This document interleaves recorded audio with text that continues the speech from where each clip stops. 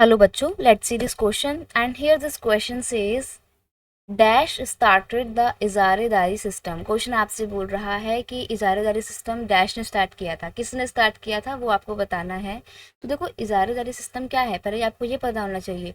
तो बच्चे ये लैंड रेवेन्यू कलेक्ट करने से रिलेटेड एक सिस्टम था जिसको वॉरेन हेस्टिंग ने स्टार्ट किया था। यहाँ पे क्या आएगा आपका आंसर, आंसर है वॉरेन हेस्टिंग।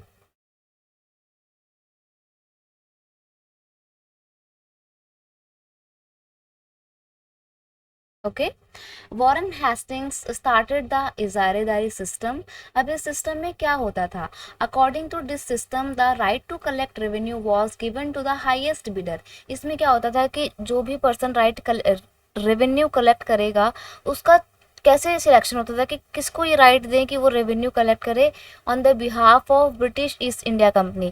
तो इसके लिए ब्रिटिश ईस्ट इंडिया कंपनी क्या करती थी, ऑक्शन बुलाती थी और जो सबसे ज़्यादा बोली लगाता था उसको ही ये राइट दे दिया जाता था। मान लो कि 10-15 लोग आगे बैठे हैं, ब्रिटिश गवर्नमेंट ने बोला कि हमारे को 100 रुपये का कौन रेवेन्यू ला के देगा, तो एक पर्सन ने बोला कि मैं ला के दूंगा। पीछे वाला खड़ा होकर बोलता नहीं नहीं मैं तो आपको 120 का रेवेन्यू कलेक्शन ला के दूंगा। तीसरा बोलेगा अरे मेरे को दो, मैं 150 रुपये ला के दूंगा। चौथा बोलेगा नहीं मेरे को दो, मैं 200 ला के दूंगा।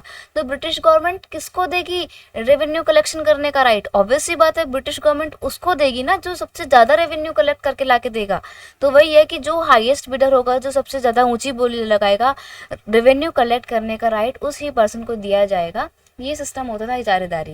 This system did not last longer. लेकिन बच्चे ये सिस्टम ना ज़्यादा लास्ट लॉन्गर नहीं रहता है, फेल हो जाता है। अब क्यों? Because most of the time the bidding was not related to the actual productivity of the land.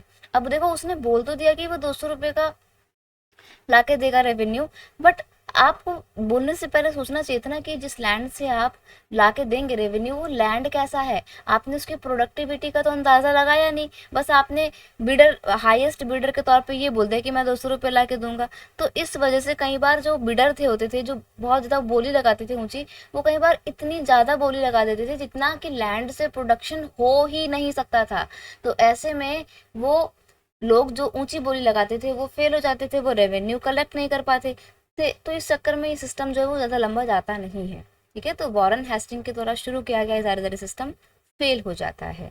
I hope you understood it well. Best of luck.